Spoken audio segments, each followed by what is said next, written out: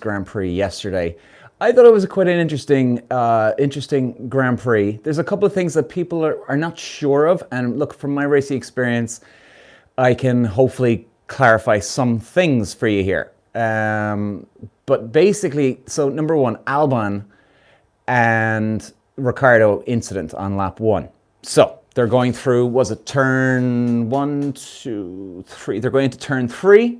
It's the left-hander, and Ricardo is he's in the lead. He's ahead of Albon, and he's sort of in the middle left of the track, and he cuts over to the right to take the wide line into the left-hander, okay? And Albon obviously right behind him, and Ricardo chops in over on top of him. Now, the thing that a lot of people don't know is that it's very, very hard to see around the car everything. Like, people would be amazed if you actually sat into a racing car how little you see, even right ahead. It's very, very hard to see when you're even ahead. You can barely see the track. You don't see the actual tarmac right ahead of you. Even if you were looking 100 yards ahead, you wouldn't see the track itself, right? So you have to sort of look to the left, look to the right, and that's how you visualize, and that's how you can see things out there. So even for your mirrors, your rear view mirrors on both sides, it's very, very hard. There's going to be a blind spot where you just won't see much. And it was lap one. Ricardo didn't do anything wrong. He genuinely didn't. It was just a racing incident.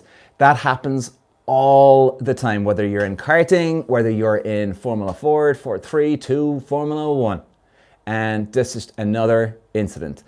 Problem here is, I think Logan Sargent, again, the off-track drama has been unbelievable here. Logan Sargent, and hey, how's it going? And Logan Sargent, basically, he's screwed now. He's done in the head, man. He is done in the head.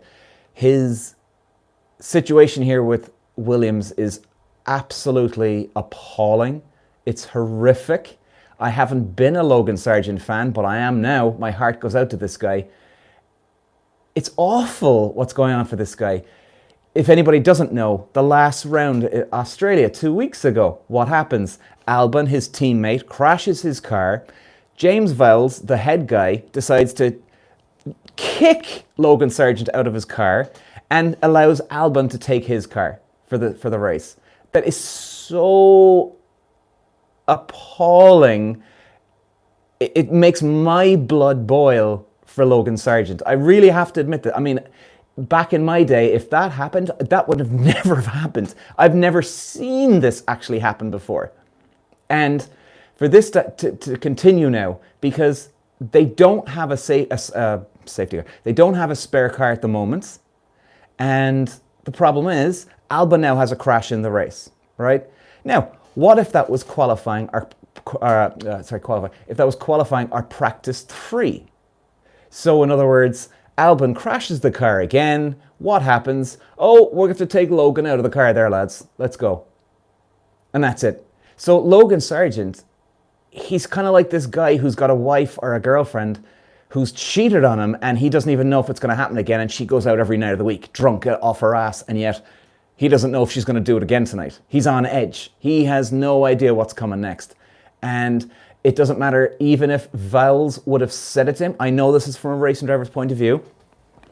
Even if Vowles said, which we don't know this, if Vowles said, hey, listen, buddy, this is never going to happen again. We apologize. We took you out of the car. It was not right. You still wouldn't trust the guy. You still wouldn't trust the guy. You'd be like, is that so? And what they've done is they've caused an absolute havoc. There's going to be stress now in the team from now on, because you don't know if he's going to actually boot me out of the car anymore or not. And hey guys, how you doing? Is anybody here from America? Joe, Culture trying to be American. You sound ridiculous. I love you too, baby. But if there's any Americans here, my heart goes out to Logan Sargent. Unbelievable. Will it happen again? We've got China coming up in a few weeks. After Australia 2 weeks ago, Williams flew Albon's car back from Australia to England to fix it, and then flew the car back out again to Japan there just for the weekend, last weekend, just gone. So, a lot of effort to be put in. Albon's car, it could be a write-off. We don't have any update yet on what's going on. Will they need spare parts? Will they have enough spare parts? Will they have to take spare parts off Logan's car now? Because that could easily happen here. And I'm serious, this could easily happen.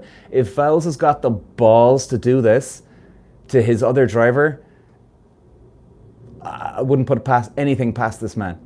So Logan Sargent had a nightmare weekend. He made a mistake in the race, and I think, didn't he make a mistake in qualifying as well? And I think his head is just, it's done. It's done.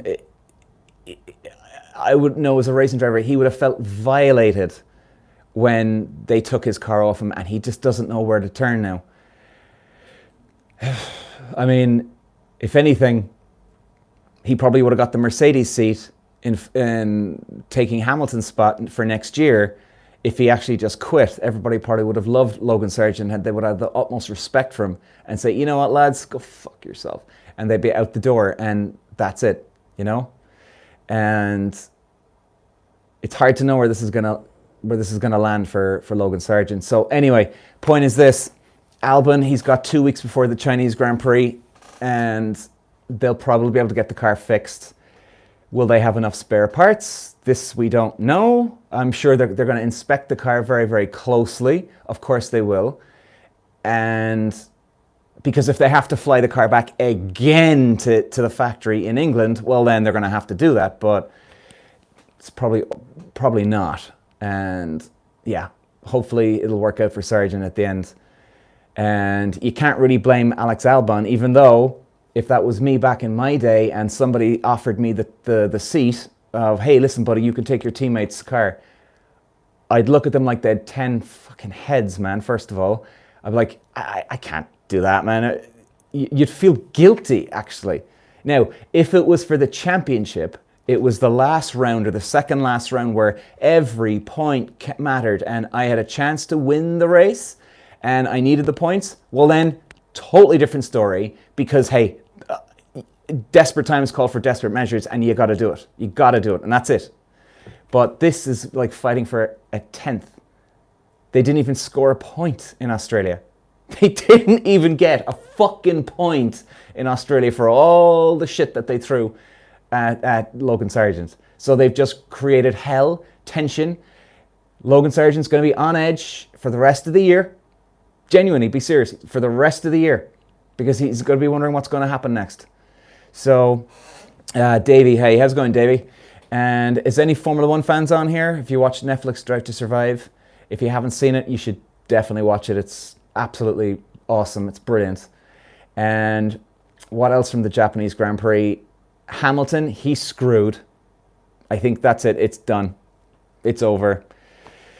Normally, it takes a couple of rounds to figure out what's going to happen really for the rest of the year. Who's going to be on pace, who's going to be off pace, who's going to be this, who's going to be that. So it's round 4 gone. We're going into round 5 now in China next week. We're getting a very good idea of where the teams are at now, right now. Obviously, clearly, Red Bull are the dominant team. And Ferrari, can they bring anything to them? Maybe, maybe not. They're not far away. They're only 1%, I think, away. And if anybody's actually seen, sorry, we'll come back to Hamilton in a second, but Ferrari, some people obviously a bit down in the dumps over Ferrari. Actually, I think they've gone in a positive direction, because I've seen this when I was racing. It happened in karts. It happened when I was in racing cars, is that sometimes you can be really quick at qualifying, which Ferrari have been. But the problem is your race pace is gone. So if we can imagine last year in 2023, right, we had Ferrari put it on pole quite a lot. I can't remember off the top of my head how many they've had, but it was like, oh, Ferrari are going to probably put it on pole now this weekend. And they did, but then their race pace was nowhere. So the thing is, I think they've actually made a step in the right direction, because they were stuck in this no man's land here almost. In other words, There was two paths to go, path A and path B, let's say, right? But they went down path A, but it's nothing to do with path B. So they've got to reverse up the road, if you want to call it that, and then go down path B. So them actually taking a couple of steps back is a good thing if they're going to go anywhere. I think they're focusing on their race pace now, their endurance, the handling, the main balance of the car. The balance is very, very good in qualifying, or has been, but it's not good enough now. And they really, really need to sort that out. CH, hey, how's it going, CH? So I think it's a positive step in the right direction for Ferrari, believe it or not. And, you know, it's like a lot of things. Sometimes you got to take a step back to go forward, you know, and I think that's a classic example here. Hamilton, screwed. Round 4 has been and done. He was suffering with massive understeer. Now, if you don't know what understeer is when the driver turns the wheel and the car feels like it's going straight on. Then you've got oversteer, which is the other way. You turn the wheel and the car feels like it's really jerky, aggressive, right? Almost like it's going to spin or turn around like a 180 and crash off, spin off. So he's massive understeer at Japan. And Suzuka, very high speed track. Not good to have understeer around that place. If anything, you need a touch of oversteer because you've got the weight transition, for a weight balance from front to back. Even using the accelerator on and off, right? You can load up the car by getting off the accelerator, the car jumps forward or it goes back, but at least you've got weight transfer. You can gain grip by using the throttle this way. You can get it with the ride height, the rake of the car. The ride height is the amount under the car, the gap between the actual tarmac to the bottom of the car itself. Now you can adjust that as well, where you can have more rake in the car. So rake would be dipping the car down like this, right? What the general ride height can give you grip, or it can give you less grip. So for Hamilton, he was screwed. I think he's struggling a lot with the rake of the car. So like we were saying, instead of being it down this way, the car is almost going like that, right? The back of the car is here and the front of the car is facing up that way. I know it's a major exaggeration, but you know what I mean. So that's definitely not good. Russell, his teammate, he's definitely the golden boy now. And believe me, I know this from racing. Hamilton dropping that bombshell that he was leaving the team at the start of the year. The guy didn't even do one lap on a track, and he's dropping that bombshell to the team. He didn't even do one lap. So kind of like your girlfriend going off cheating on you, you know? She was with someone else. It's not good. And it would definitely rub Toto Wolff, the team boss, up the wrong way, rub the whole entire team up the wrong way, and just not good. He should have waited until the silly season, which is sort of the June, July, August, September time, when you hear all these ridiculous, crazy, wild rumors about this, about that, and they should have waited for that. So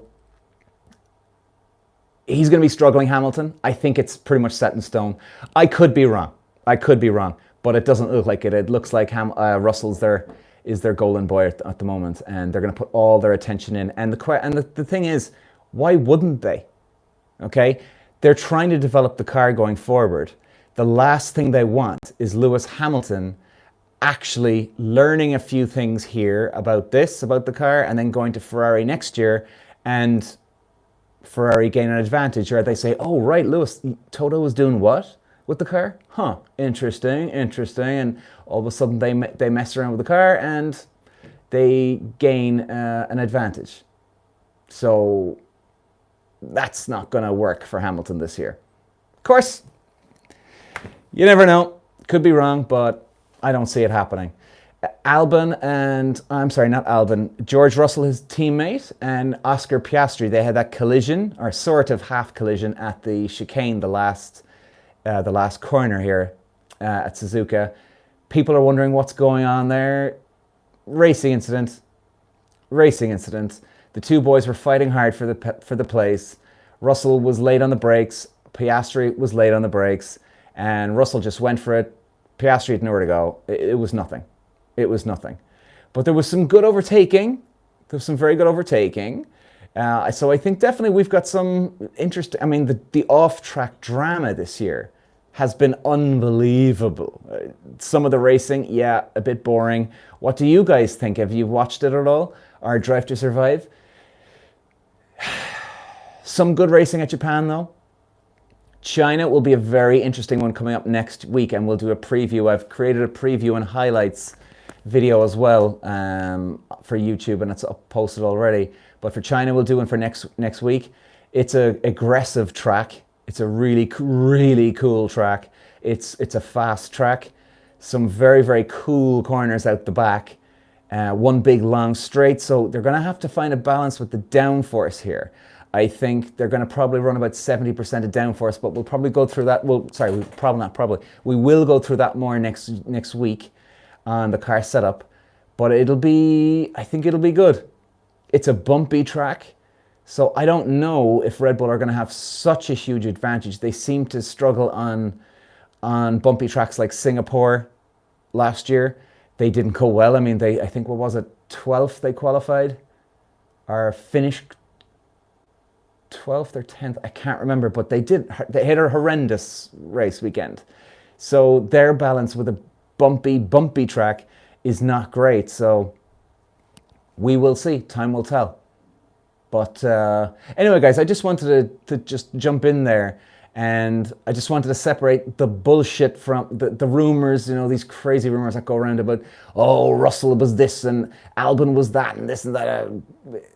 No. And the last thing, Sebastian Vettel, if any Vettel fans are out there, there's a chance that he could be going back to come back to Formula One and Mercedes, actually. Now, I think it would be a really, really clever move, good move by Toto Wolff and Mercedes. German team boss Toto, German driver Vettel. It will play great for sponsors, investors in the team. It'll play great for all of that. So I would like to see him back. He's a nice guy. He's a quick pilot. He's a good pilot. Time will tell. Time will tell. I would say there's a 50% chance, 50-50, really, that Vettel will go back to, go to Mercedes. He's never been there before. So I think there's a 50-50. 50-50. So anyway, that's it for now, guys. And thanks for watching, guys. And I will be back soon. Cheers.